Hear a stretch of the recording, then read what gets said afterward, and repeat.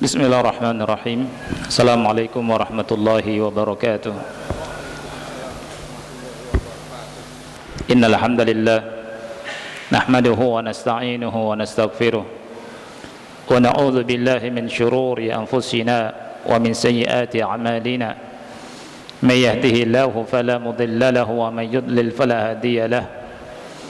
Ashhadu an la ilaha illallah wahdahu la syarika lahu wa ashhadu anna Muhammadan abduhu wa rasuluh. Ya ayyuhalladzina amanu taqullaha haqqa tuqatih wa la tamutunna illa wa antum muslimun. Ya ayyuhan nasu taqu rabbakum alladzi khalaqakum min nafsin wahidah wa khalaqa minha zawjaha wa batha minhuma rijalan katsiran wa nisaa'a wattaqullaha alladzi tasaaluna bihi wal arham.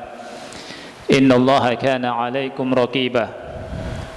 Ya ayyuhalladzina amanu taqullaha wa qulu qawlan sadida yuslih lakum a'malakum wa yaghfir lakum dhunubakum wa may yuti'illaha wa rasulahu faqad faza fawzan 'azima. Amma ba'du fa inna asdaqal hadithi kitabullah wa khairal hadyi hadyu Muhammadin sallallahu alaihi wa ala alihi wa sallam wa syarrul umuri muhdatsatuha fa inna kulla muhdatsatin bid'ah wa kulla bid'atin dhalalah wa kulla dhalalatin finnar. Ahibbati fillah, ikhwani wa akhwati fillah, rahimani wa rahimakumullah. Alhamdulillah, dengan memuji Allah Subhanahu wa taala, setelah kita sampaikan khutbah Al-Hajah, kita bersyukur pada Allah Jalla wa'ala karena dengan izin dan taufiknya bisa kembali lagi di majlis yang mulia ini dengan harapan penuh kepada Allah Subhanahu wa ta'ala. Allah berikan ilmu yang bermanfaat kepada kita semua, Allah berikan pahala kepada kita semua, dan Allah angkat derajat kita dengan ilmu tersebut.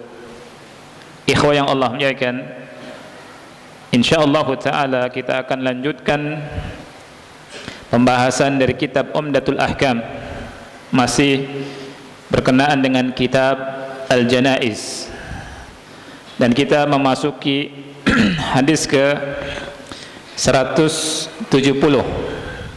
Hadis ke 170. Kita akan baca hadis-hadis ini dengan sama-sama meniatkan ikhlas karena Allah Subhanahu wa taala, mencari ilmu, dan kita agungkan sabda-sabda Nabi yang kita cintai, Nabi Muhammad sallallahu alaihi wasallam. Oleh karena itu, ketika kita membaca hadis-hadis beliau, kita hendaknya khusyuk, kita tidak main-main, dan kita fokus dan serius membaca hadis-hadis dari orang yang terbaik, Nabi yang paling mulia, Nabi Muhammad sallallahu alaihi wasallam. Hadis yang ke-170, an Samurah ibni Jundub radhiyallahu an qala sallaitu wara'an nabi sallallahu alaihi wasallam ala imra'atin matat fi nifasiha faqama wasataha. Dari Samurah bin Jundub, semoga Allah meridai beliau, beliau berkata, aku pernah salat di belakang Nabi sallallahu alaihi wasallam ketika beliau menjadi imam mensolati seorang wanita yang meninggal pada saat nifasnya, dan Rasul atau beliau berdiri di tengah-tengahnya. Hadis ini dikeluarkan oleh Al-Imam Al-Bukhari di kitab Janaiz di bab aina yaqumu min al-mar'ati war-rajul, di mana seseorang berdiri ketika sholat jenazah yang jenazahnya wanita atau laki-laki. Juga hadis ini diriwayatkan oleh Imam Muslim dari jalan Abdullah bin Buraidah yang beliau berkata, haddatsana Samurah ibnu Jundub.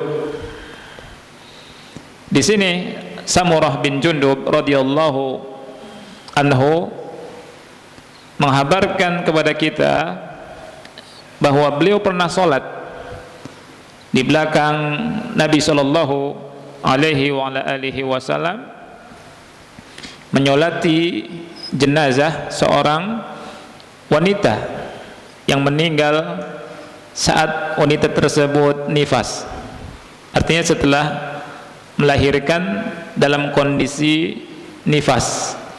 Nifas adalah keluarnya darah ketika atau setelah melahirkan.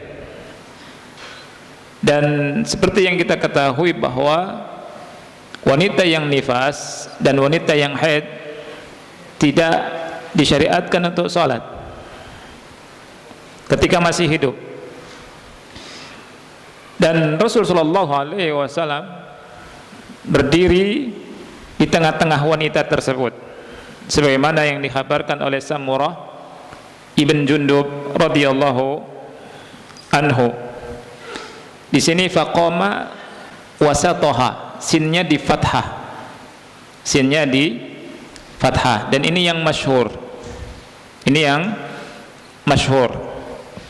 Di antara mereka, di antara ulama, ada yang mensukunkan sinnya, faqama wastoha, ya, tapi yang masyhur dengan fathah.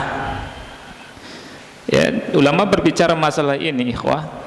Ini menunjukkan bahwa menyampaikan hadis itu ada kaidahnya, ya, fathahnya, kasrohnya, dhammahnya, sampai dibahas sama ulama sedetail mungkin, karena menyampaikan hadis dari Rasulullah sallallahu alaihi wasallam. Oleh karena itu, siapapun yang menyampaikan hadis hendaknya baca dulu hadisnya, kemudian dia dhabat bagaimana bacaannya supaya tidak salah. Karena para ulama itu sangat keras dalam masalah menyampaikan hadis. Orang yang lahan salah, terjatuh dalam salah dalam mengucapkan hadis, itu khawatir masuk ke sabda Rasul sallallahu alaihi wasallam, man kadzaba alayya muta'ammidan falyatabawa maq'adahu minan nar. Barang siapa yang berdusta atas namaku dengan sengaja, maka siap-siaplah dia mengambil tempatnya di neraka. Ya. Al-Imam Al-Asma'i dan sebagian ulama mengatakan, kenapa orang yang menyampaikan hadis harus hati-hati? Karena khawatir masuk ke hadis ini. Ya, karena apa? Kata beliau, karena Rasul sallallahu alaihi wasallam menyampaikan hadis tidak lahan. Tidak lahan. Lahan itu keliru. Ketika kau menyampaikan hadis dan keliru, maka khawatir masuk ke dalam hadis yang Rasul bersabda, man kadzaba alayya muta'ammidan falyatabawa maq'adahu minan nar. Barang siapa yang berdusta atas namaku dengan sengaja, siap-siaplah dia mengambil tempat duduknya dari neraka. Dan saya lihat di beberapa kajian di YouTube, ada sebagian orang yang menyampaikan hadis asal-asalan, keliru, ya. Ada yang jamak mufradnya enggak jelas, ya. Dan hendaknya sebelum dia menyampaikan hadis baca dulu, atau kalau tidak hafal bawa teksnya. Karena menyampaikan hadis tidak menyampaikan perkataan yang lainnya, ada konsekuensinya. Dan para ulama menjaga hadis Rasul sallallahu alaihi wasallam dan mengagungkan hadis Rasul kita sallallahu alaihi wasallam. Ikhwah yang Allah muliakan, hadis yang mulia ini ada beberapa faedah yang bisa kita ambil.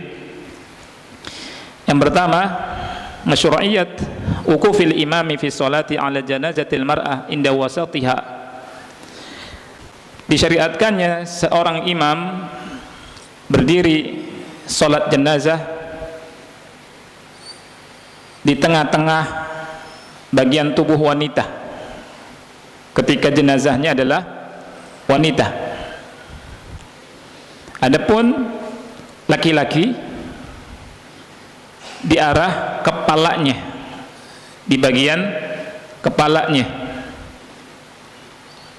sesuai dengan hadis Anas radhiyallahu anhu bahwa Nabi SAW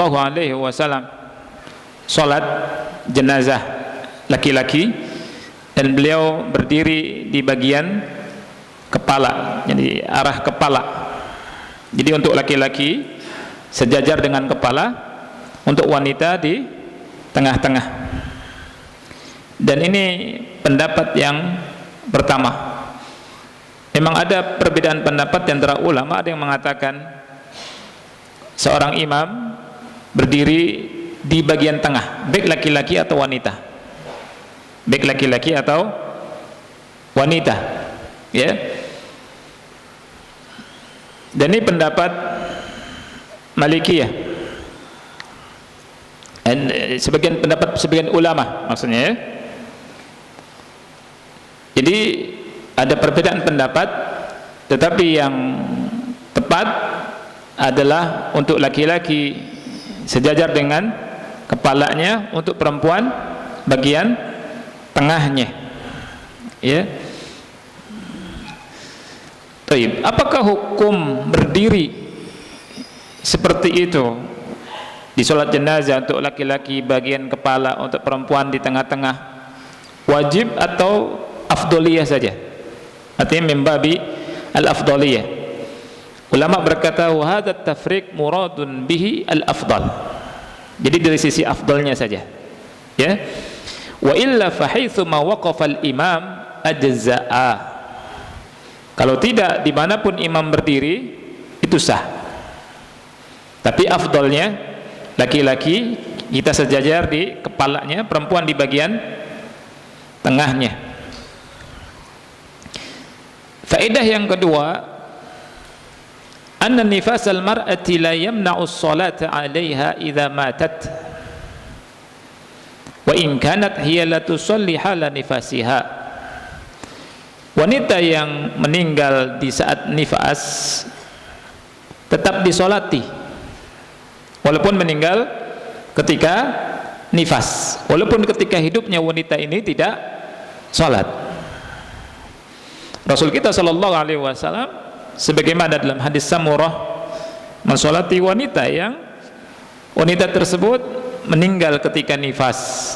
Yang kita tahu ketika nifas wanita ini tidak sholat. Begitu juga ketika wanita haid, karena sifat mar'ah, sifat wanitanya melekat, ya.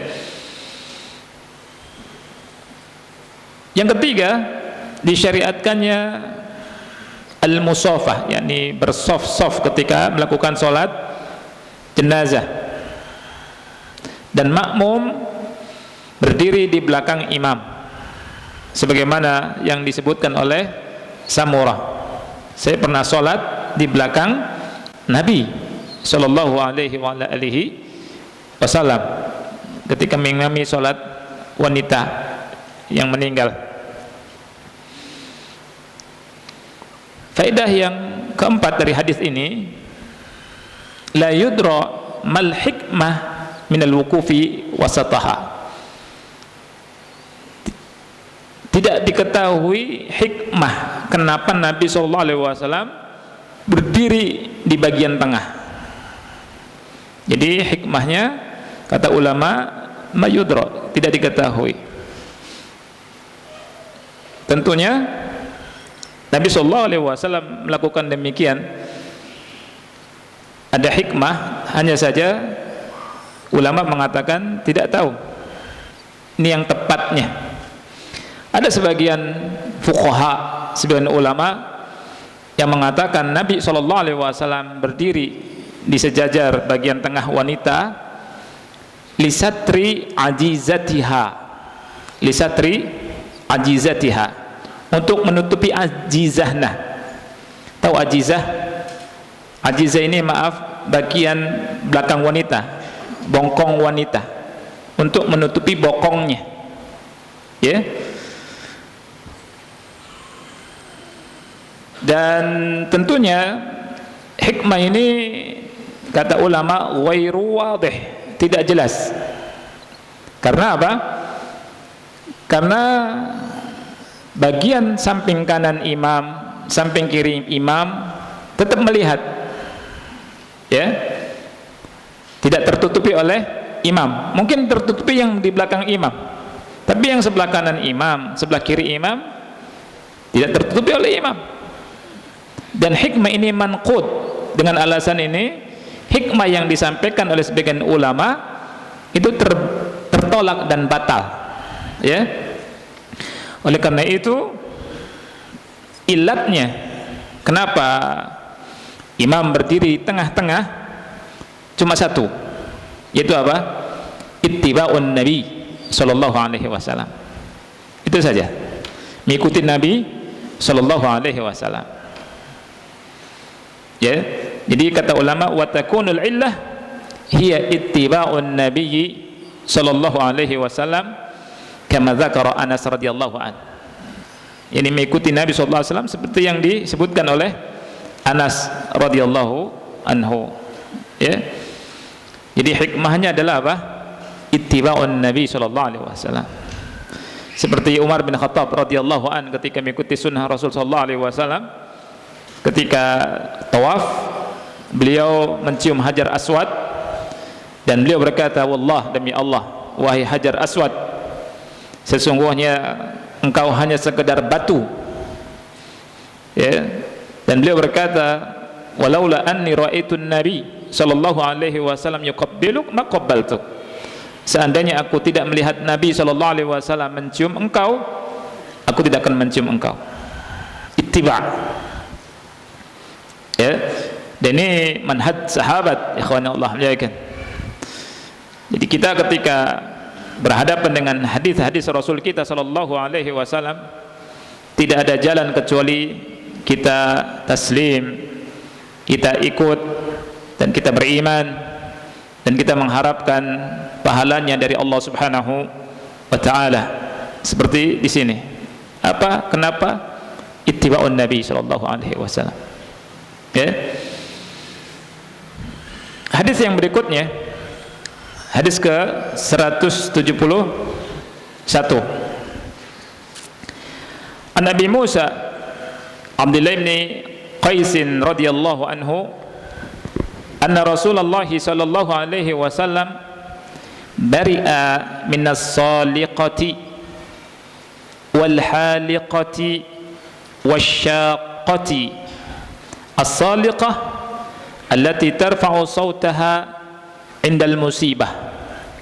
Dari Abi Musa Abdullah bin Qais radhiyallahu anhu bahwa Rasulullah sallallahu alaihi wasallam berlepas diri dari saliqah, dari haliqah, dari syaqqah. Apa itu saliqah? Disebutkan di sini seorang wanita yang berteriak, mengeraskan sautnya, suaranya ketika menghadapi musibah. Apa itu haliqah? Haliqah adalah wanita yang mencukur rambutnya karena mendapatkan musibah. Apa itu syaqqah?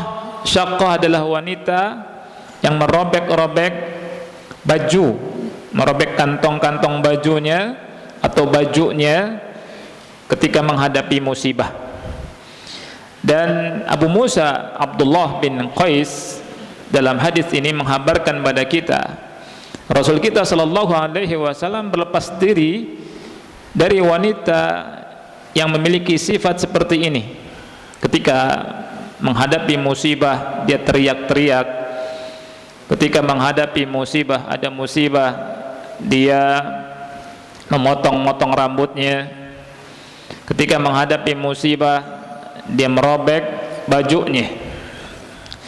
Dan disebutkan di sini oleh Abu Musa bari'ah. Bari'ah. Rasul Sallallahu Alaihi Wasallam berlepas diri, ya, dari perbuatan wanita tersebut atau dari wanita tersebut. Hadis yang mulia ini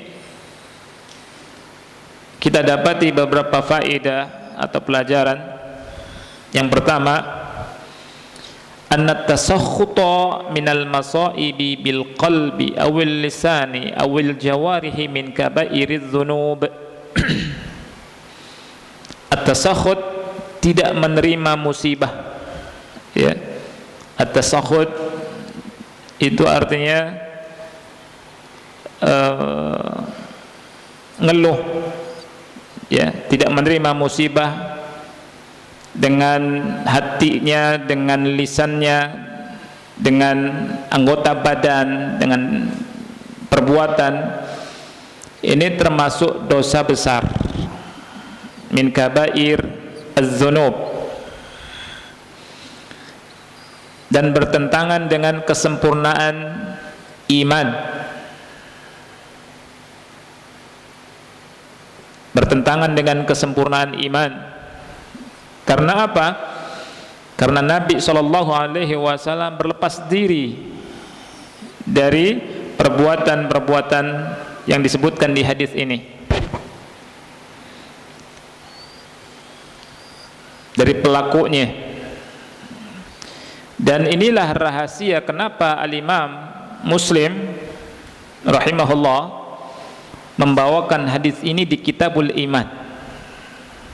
Imam Muslim membawakan hadis ini di Kitab Al-Iman. Kenapa ikhwan? Karena sangat erat dengan iman. Orang yang tidak terima dengan musibah kemudian melakukan tindakan yang disebutkan tadi, teriak-teriak nggak jelas, ya, kemudian merobek-robek baju, menggunting rambut karena berhadapan dengan musibah, ini menunjukkan kurang iman. Oleh karena itu Imam Muslim membawakan hadis ini di Kitab Al-Iman, karena erat sekali hubungannya dengan iman. Faedah yang kedua, wujubus sabri 'alal masaib wahtisabil ajri 'ala Allah Ta'ala. Wajib bersabar menghadapi berbagai macam musibah serta mengharapkan ajarnya, pahalanya dari Allah Ta'ala. Lianna as-sabra huwa tariqatur rusuli wa ibadillahis salihin. Karena bersabar ketika menghadapi berbagai macam musibah merupakan jalannya para rasul dan hamba-hamba Allah yang soleh. Semoga kita semua bisa bersabar ketika diuji oleh Allah dengan musibah.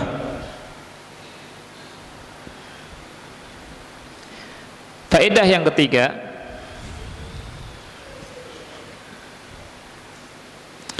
at-tabarru'u min ashabil bid'ah wal ma'asi. At-tabarru'u min ashabil bid'ah wal ma'asi. Berlepas diri dari ahli bid'ah dan ahli ma'asi. Wal inkaru alaihim, serta mengingkari mereka. Wa adamus sukuti ala mukhalafatihim, serta tidak diam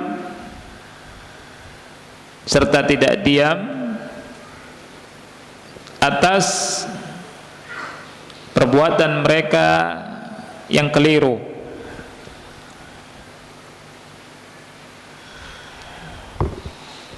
Jadi ini merupakan sunnah Nabi SAW di sini dalam hadis ini, ikhwan yang Allah muliakan, hadis dari Abu Musa Abdullah bin Qais, berlepas diri dari orang yang melakukan tindakan yang keliru, dan ini bagian daripada maksiat dan dosa besar.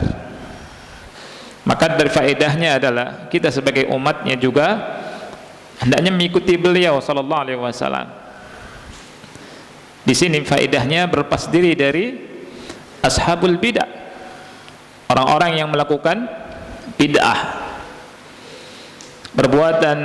perbuatan yang menyimpang dari sunnah Nabi Muhammad sallallahu alaihi wasallam. Kita wajib mengingkarinya. Dan ini manhajnya Rasul, juga manhajnya para sahabat ridwanullah alaihim ajma'in. Dalam Sunan Ad-Darimi, bagaimana kita melihat Abdullah bin Mas'ud mengingkari orang-orang yang duduk di masjid melakukan bid'ah yang dianggap kecil oleh mereka.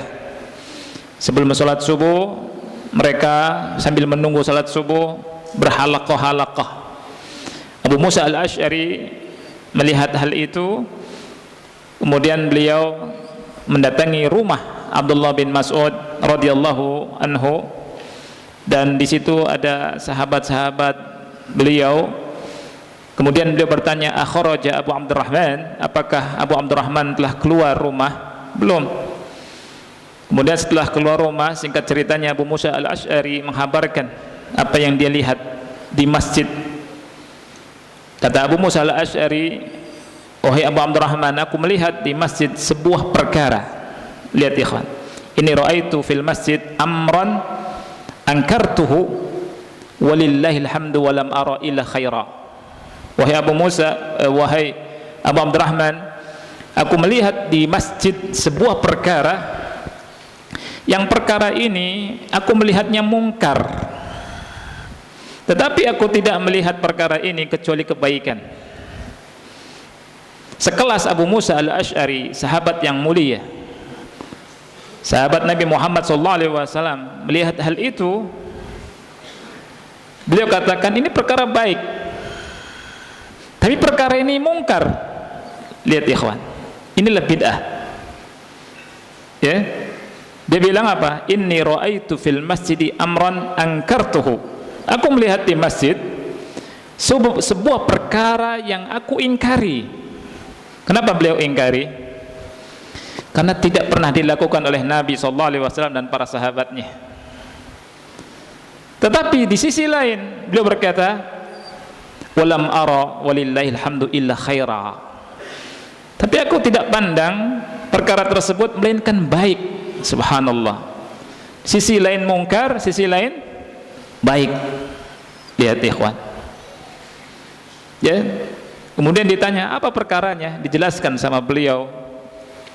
Ada orang berhalaqah-halaqah, pemimpinnya mengatakan kabbiru mi'ah, bertakbirlah kalian 100 kali sambil nunggu sholat subuh. Takbir 100 kali, Allahu Akbar, Allahu Akbar, Allahu Akbar. Enggak dengan tangan, dengan kerikil. Itu.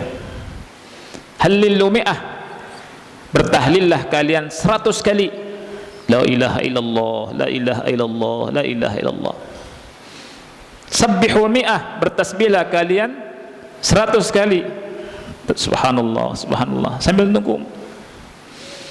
Abdullah bin Mas'ud tanya, apa yang kau katakan pada mereka? Kata dia, aku enggak berkata apa-apa, aku menunggu pendapat engkau. Subhanallah. Akhirnya para sahabat mendatangi masjid, dan Abdullah bin Mas'ud melihat apa yang diceritakan oleh Abu Musa al-Asy'ari. Abdullah bin Mas'ud mengatakan kepada mereka, apa yang sedang kalian lakukan? Ya. Jadi tangannya itu ada kerikil, tangan mereka berhalaqah-halaqah. Mereka sambil nunggu sholat, mereka jelaskan ke Abdullah bin Mas'ud ya, sedang menghitung-hitung zikir. Kata Abdullah bin Mas'ud, kenapa kalian tidak menghitung sayyiat kalian, dosa-dosa kalian? Saya jamin tidak ada kebaikan yang hilang dari kalian. Kemudian di antara perkataan Abdullah bin Mas'ud, wahai kalian, sahabat Nabi kalian masih ada gitu. Sahabat kalian masih ada, pakaiannya belum usang, ma asra'a halakatakum, alangkah cepat kebinasaan kalian. Sampai begitu Abdullah bin Mas'ud berkata. Kemudian di antara jawaban mereka, ya Aba Abdurrahman, ma nuridu ilal khair. Wahai Abu Abdurrahman, kami tidak menginginkan kecuali kebaikan. Lihat, alasan orang yang melakukan bid'ah semuanya seperti ini. Dari dulu sampai sekarang. Yang penting baik. Apa salahnya? Yang penting baik. Begitu. Berkisar seperti itu. Yang penting baik, apa salahnya? Yang penting baik, apa salahnya? Yang penting baik, apa salahnya? Ya. Apa salahnya? Salahnya di mana? Gitu. Ya, yang penting baik. Apa kata Abu Abdurrahman? Kata Abdullah bin Mas'ud, wa kam min muridin lil khair lam yusibhu. Berapa banyak orang menginginkan kebaikan tetapi dia tidak mendapatkannya. Tidak lurus, tidak benar. Karena tidak sesuai dengan sunnah dari sunnah Rasulullah sallallahu alaihi wasallam. Kemudian di antara perawi yang meriwayatkan kisah ini, beliau berkata apa? Ra'aitu amata ulaik yuta'inunana yawman nahrawan al khawarij. Kami melihat kebanyakan dari mereka itu memerangi kami di hari Nahrawan, mereka bersama Khawarij. Apa faedahnya ikhwan? Bid'ah itu asalnya kecil, terus berkembang besar sampai menghalalkan darah kaum muslimin. Itu. Tapi kalau sunnah enggak. Jangan dibalik. Ini dibalik sama orang. Ahlu sunnah teroris. Padahal yang menyebabkan orang bisa menghalalkan darah orang lain karena tidak punya kaidah dalam beragama, yang mengatakan boleh, akhirnya apa? Membolehkan darah kaum muslimin. Hadis ini mengatakan, kami melihat kebanyakan mereka memerangi kita, mereka bergabung sama Khawarij di hari peperangan Nahrawan. Itu dia. Jadi berlepas diri dari ahlul bid'ah, ya, dan ahli al-maksiat, kemudian mengingkari mereka dan tidak diam, ya, semampu kita, tapi tentunya dengan hikmah. Dan di zaman ini ikhwan, ya, orang macam-macam, ya, ketika antum melihat kemungkaran, sampaikan, jalan terus. Kata Syekh Albani, qul kalimatak wamshi. Ucapkan apa yang ingin kalian ucapkan, apa yang kamu ingin ucapkan, wamshi, dan jalan. Sudah. Ya. Makanya kalau kita berdakwah, ya, melihat sesuatu yang kita ingin sampaikan. Habis itu jangan berkutat di situ. Jalan terus. Terima alhamdulillah. Tidak diterima, sabar. Ya tidak. Jangan bikin pusing, nanti stres. Faedah berikutnya, faedah yang keempat, dha'fun nisa wa qillatu tahammulihinna lil masaib hatta yasil al amru bihinna ila latmil khudud wa syakkil jujub wan niyahah wad du'a bil waili wa shibhi wallahu ta'ala a'lam. Hadis ini menerangkan tentang lemahnya para wanita,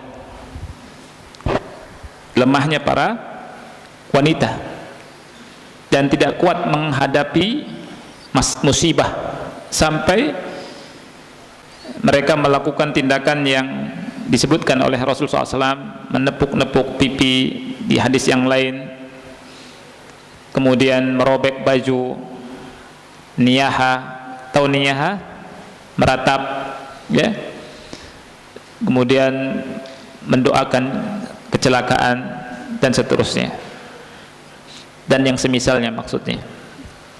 Nah,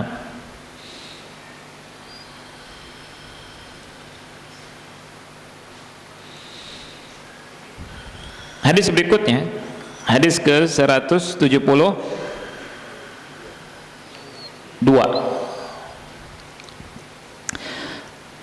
An Aisyah radhiyallahu anha qalat, dari Aisyah semoga Allah meridainya, beliau berkata, lamma ishtaka an-nabiy sallallahu alaihi wasallam dzakara ba'du nisa'ihi kanisatan ra'aynaha bi ardil habasyah yuqalu laha Mariyah wa kanat Ummu Salamah wa Ummu Habibah atata ardal habasyati fadzakarata min husniha wa tasawira fiha farafa'a ra'sahu faqala ulaika idza mata fihimur rajulus salihu banaw ala qabrihi masjidan thumma sawwaru fihi tilka as-surata ulaika syirarul khalqi indallah.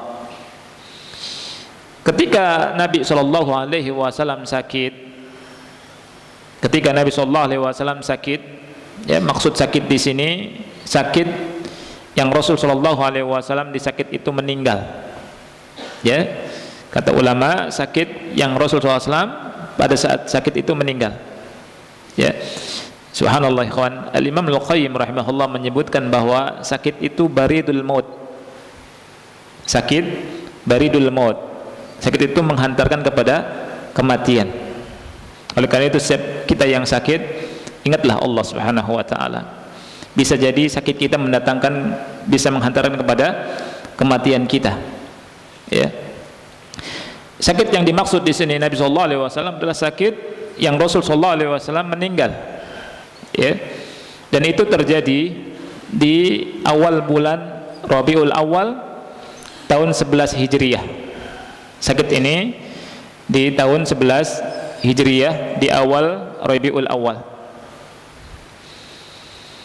Ada yang mengatakan di akhir Safar, di akhir bulan Safar. Ketika Nabi sakit, sebagian istri beliau sallallahu alaihi wasallam, ba'du nisaihi, maksud sebagian istri beliau yang dimaksud Ummu Salamah dan Ummu Habibah.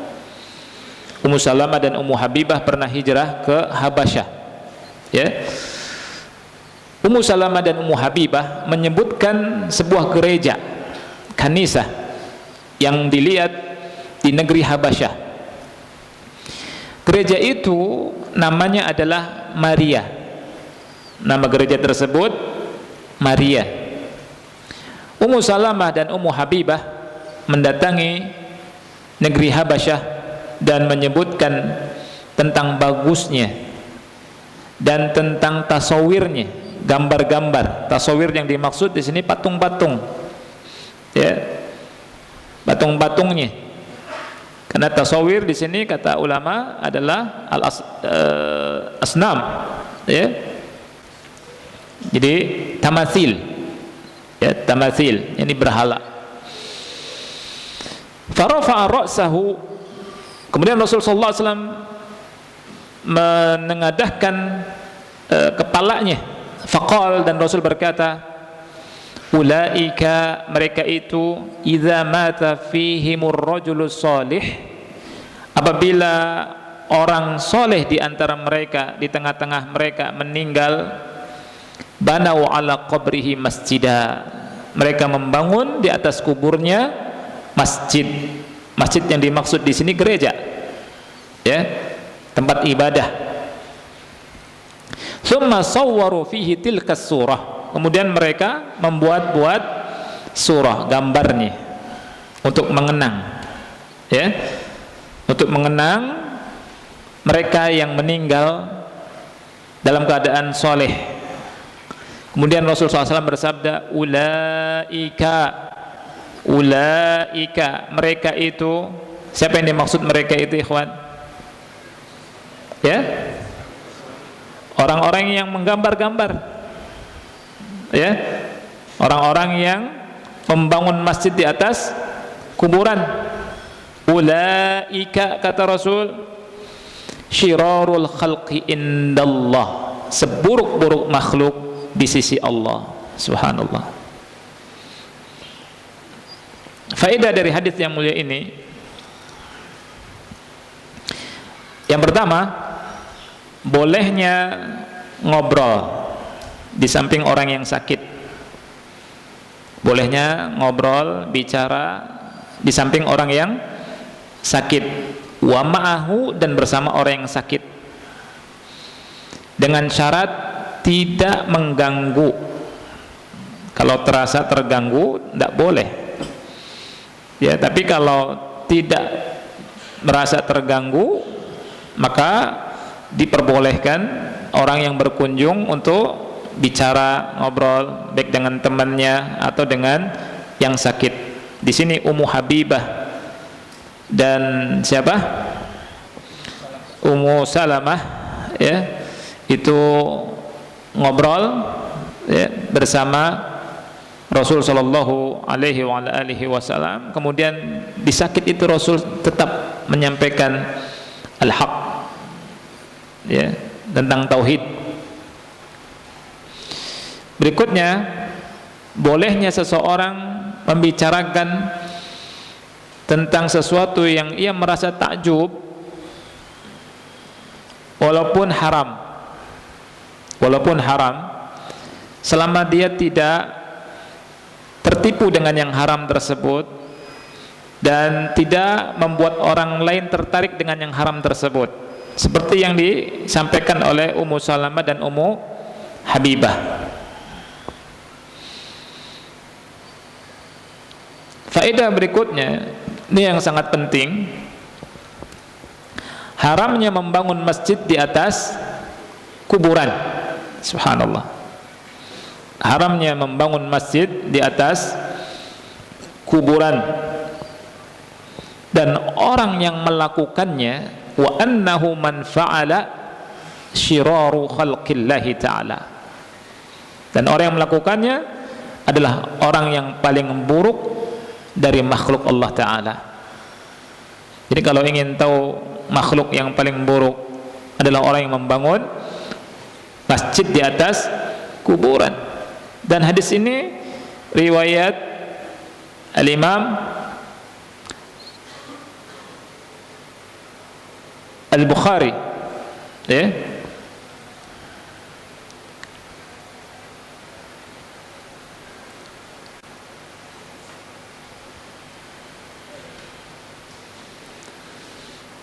Hadis ini sahih riwayat Bukhari dan Muslim. Dan hadis ini di akhir hidup Rasul sallallahu alaihi wasallam. Artinya tidak dimansuh. Ya. Jadi orang yang membangun masjid di atas kubur, Rasul bilang apa? Ulaika syirarul khalqi indallah. Mereka adalah seburuk-buruk makhluk di sisi Allah Subhanahu wa ta'ala. Baik, sudah azan ya? Ya, azan dulu, insyaallah kita lanjutkan. Alhamdulillah, wassalatu wassalamu ala Rasulillah wa ala alihi wa ashabihi wa man wala, wa la hawla wa la quwata illa billahi, amma ba'd. Hadis berikutnya, an Aisyah radhiyallahu anha, dari Aisyah, semoga Allah meridai beliau. Jadi hadisnya dari Aisyah juga, ya. Qalat, beliau berkata, qala Rasulullah sallallahu alaihi wasallam, Rasulullah SAW bersabda, fi maradihi alladhi lam yakum minhu, pada sakit beliau yang beliau tidak bangkit darinya. Maksud lam yakum minhu artinya sakit di mana Rasulullah SAW meninggal. La'anallahu al-yahuda wan nasara ittakhadhu qubur anbiya'ihim masajid.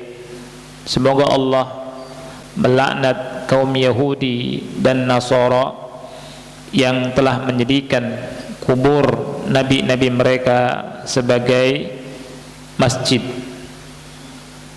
Qalat, kemudian Aisyah berkata, laula dzalik, kalau bukan karena hal tersebut, ubriza qabruhu, kuburannya akan dinampakkan. Ghairu annahu khusyiya an yuttakhadha masjida, hanya saja dikhawatirkan seandainya ditampakkan akan dijadikan sebagai tempat ibadah, yakni sebagai tempat sujud.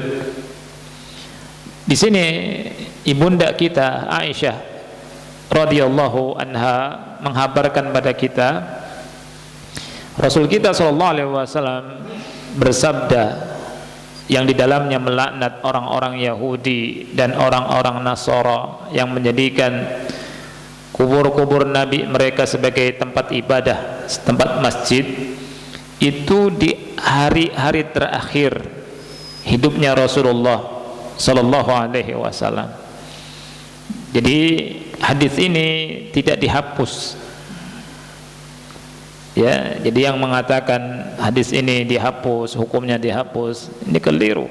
Karena Rasulullah SAW bersabda di saat yang kritis dan Rasul setelah itu meninggal. Dan hukumnya sangat jelas. Dan sangat jelas Rasulullah SAW itu sangat perhatian dengan tauhid. Sangat perhatian juga kepada perkara-perkara yang bisa menghantarkan orang kepada kesyirikan. Rasulullah SAW melakukan saddud dzari'ah namanya ini, menutup pintu kemaksiatan, menutup pintu kekufuran, kesyirikan. Yang Rasulullah SAW menyampaikan bahwa orang-orang Yahudi dan Nasara itu dilaknat. Dilaknatnya karena apa? Menjadikan kubur-kubur Nabi mereka sebagai masjid. Dan Aisyah berkata, seandainya bukan karena hal tersebut, niscaya kubur Nabi akan ditampakkan. Hanya saja khawatir dijadikan sebagai tempat ibadah. Subhanallah. Aisyah. Sedangkan kita tahu kalau kita umrah dan kawan-kawan yang ke sana dijaga ketat oleh askar Saudi, begitu ketat saja masih ada yang melakukan berbagai macam ritual bid'ah, ya. Ada yang berdoa menghadap ke Nabi, ada yang di luar kemudian menghadap, ya, dan macam-macam. Ada yang ngusap-ngusap, nah itu, ngusap-ngusap dindingnya, ya. Dan ada yang ngata-ngatain askar, kenapa nggak sampai ke situ, gitu ya. Dan kalau kita masuk ke situ, ya, di waktu ba'da subuh, waduh penuh nih. Kegencet-gencet orang tua jangan deh. Tapi alhamdulillah sekarang diatur. Kalau nggak diatur antum bagaimana tuh? Kalau nggak diatur, itu kuburan kayaknya disanjung-sanjung atau diibadahi. Subhanallah. Ini yang dikhawatirkan sama Aisyah. Ya, kalau tidak karena itu, kuburan akan ditampakkan. Tapi khawatir nanti jadikan tempat ibadah. Ini kata Aisyah, dan memang seperti itu, ya. Faedah dari hadis yang mulia ini, ikhwan, haramnya membangun masjid di atas kuburan. Tahrimu bina'il masajid alal kubur. Haramnya membangun masjid di atas kuburan. Dan membangun masjid di atas kuburan itu dosa besar, bukan dosa yang ringan. Ulama bilang hadza min kabairidz dzunub. Ini termasuk dosa besar, ya. Dan ini kata ulama min amalil yahudi wan nasara, merupakan perbuatannya kaum Yahudi dan Nasara.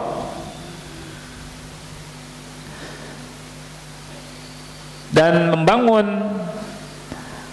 masjid di atas kuburan ini akan menghantarkan orang nanti menyembah kubur, ya. Masuk dalam makna membangun masjid di atas kuburan adalah, lihat, wa yadkhulu fi dzalika qasdul quburi lis-salati indaha. Masuk dalam makna ini adalah orang menyengaja mendatangi kuburan untuk sholat di sisinya. Sekali lagi ikhwan, masuk dalam hadis ini orang-orang yang datang menyengaja ke kubur-kubur untuk sholat di sisinya. Ini maknanya sama, kata ulama, karena ilatnya sama. Orang bangun masjid di kuburan maksudnya apa? Untuk sholat di situ. Maka sama dengan orang yang datang ke kuburan untuk sholat di situ, ya, ilatnya sama. Dan kata ulama, fa inna dzalika dzari'atun ila naw'in minasyirki. Hal tersebut bisa menghantarkan orang kepada kesyirikan, ya, dan ini akidah.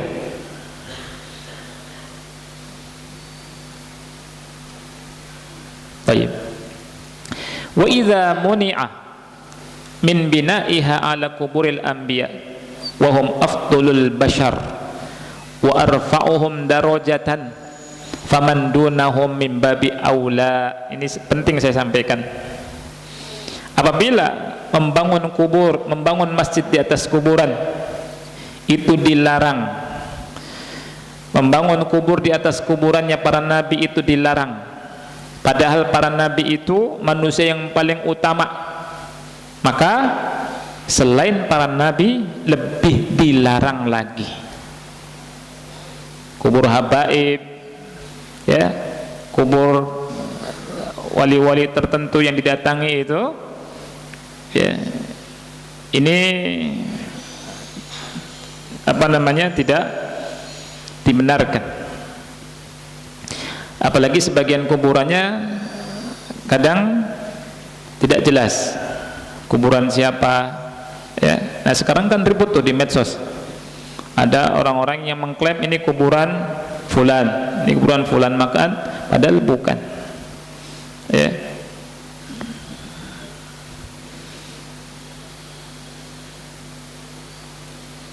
Hadis berikutnya,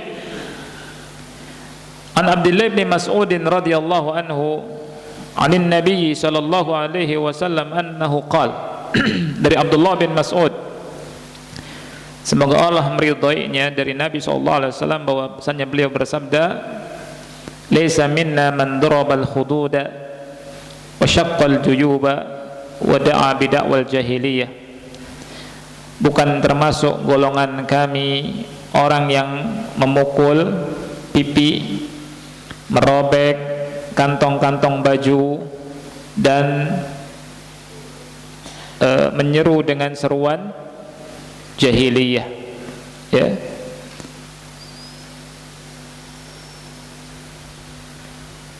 Dan ini sama dengan hadis sebelumnya yang Rasul sallallahu alaihi wasallam itu melaknat wanita yang melakukan tindakan yang kata Rasul berteriak-teriak, kemudian dia mencukur rambut, ya, dan dia juga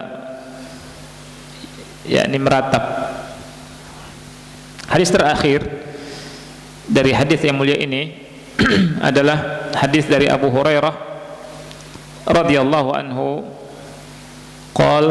Dia berkata, qala Rasulullah sallallahu alaihi wasallam, Rasulullah sallallahu alaihi wasallam bersabda, man syahidal jinazata hatta yusalla 'alaiha falahu qirat. Barang siapa yang menyaksikan jenazah sampai disolati, dia mendapatkan 1 qirat. Wa man syahidaha hatta tudfana falahu qiratan. Barang siapa yang menyaksikan jenazah sampai dimakamkan, maka dia mendapatkan 2 qirat. Rasul ditanya, wa mal qiratan, apa yang dimaksud dengan 2 qirat? Rasul menjawab, mithlul jabalaini al-'azimain, seperti dua gunung yang besar. Ya. Wali muslimin, dalam hadis Muslim Rasul berkata, asgharuhuma mithlu Uhud, yang paling kecil dari istilah qirat seperti gunung Uhud. Ini yang paling kecil. Hadis yang mulia ini, ikhwan yang Allah muliakan, memberikan faedah kepada kita tentang keutamaan mengiringi jenazah, menyolati jenazah, hadir, ya. Jadi menghadiri jenazah saudara kita, menyolati jenazah, mengiringi jenazah sampai dimakamkan, maka dia mendapatkan pahala besar, ya. Dan Rasul mengatakan kalau menyolatkan dapat 1 qirat, kalau sampai menguburkan mendapatkan 2 qirat. Tapi harus ikhlas, ikhlas, betul-betul mencari pahala, ya, bukan karena basa-basi, ya. Kalau karena basa-basi atau karena ingin sekedar mukafaah itu dia orang baik, saya berbuat baik pada dia, misalnya itu, ini khawatir tidak dapat pahala. Jadi orang yang menghadiri jenazah dan mengiringi jenazah sampai dimakamkan hendaknya meluruskan niat, ya. Nah,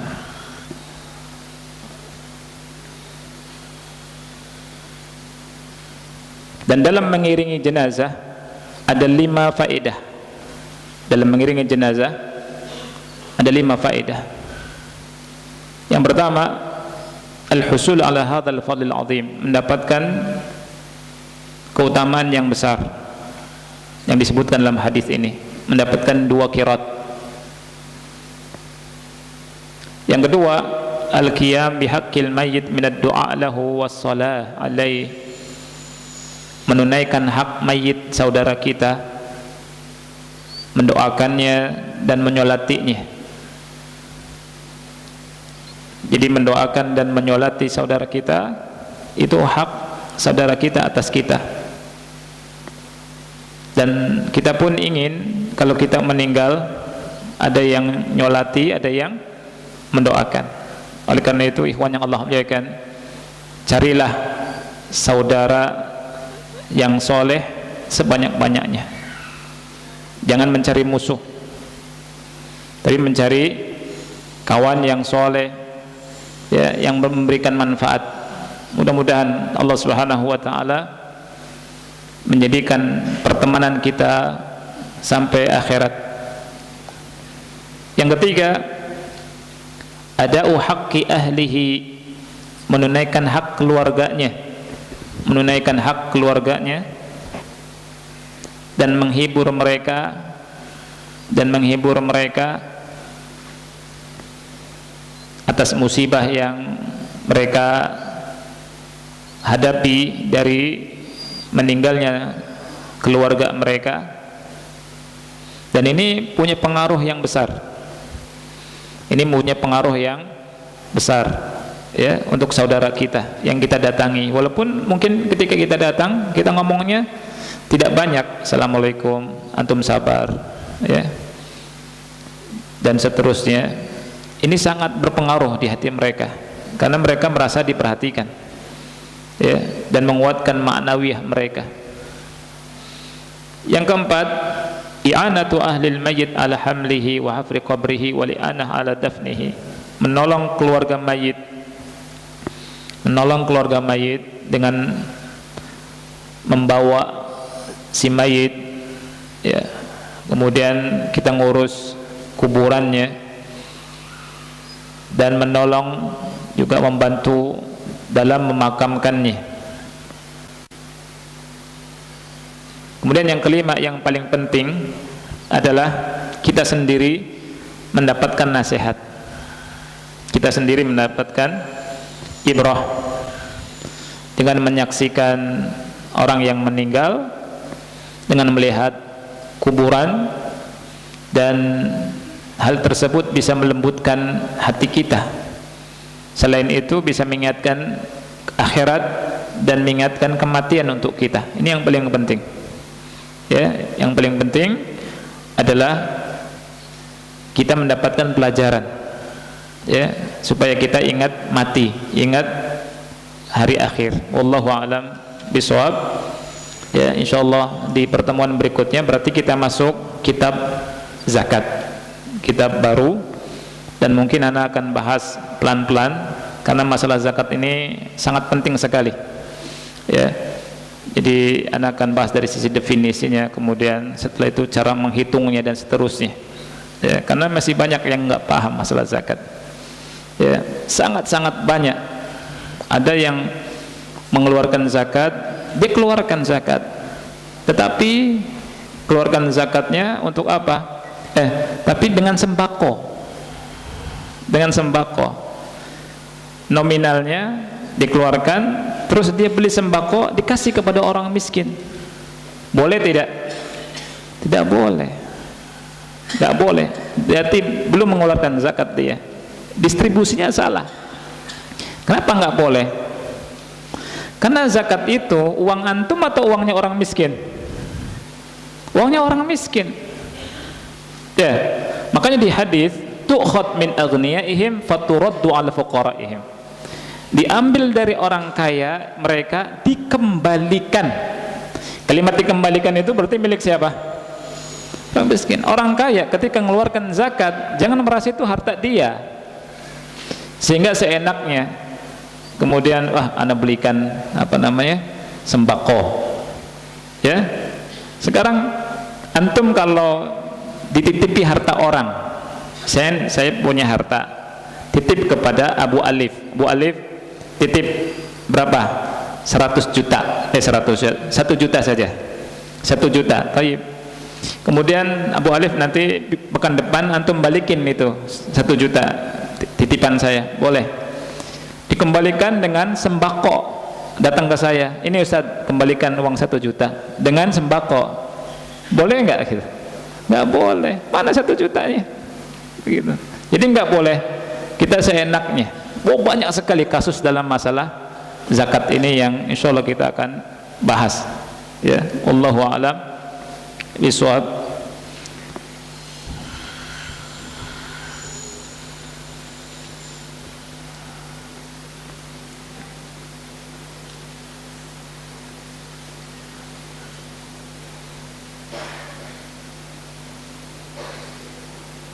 Ini ada tulisannya tapi nggak jelas ya.